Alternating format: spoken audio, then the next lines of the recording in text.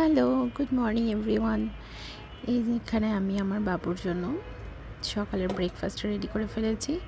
ওর বয়স 6 মাস 20 দিন প্রায়। ওর জন্য আমি একটু একটু করে সলিড দেওয়া শুরু করেছি। তো আমি এখানে বোতলে পানি, এই পানিটা ফুটিয়ে ভালো মতো ঠান্ডা করে আমি ফিডারে নিয়ে নিয়েছি। ও ফিডারে খেতেই বেশি প্রিফার করে। আর এই স্পুনটা ওর অনেক বেশি পছন্দ, নরম সিলিকনের, এই জন্য ওটাতে খেতে বেশি পছন্দ করে। এবং এইখানে আরেকটা আমি যেই টিফিন বাটিটা নিয়েছি, এইটা স্টিলের।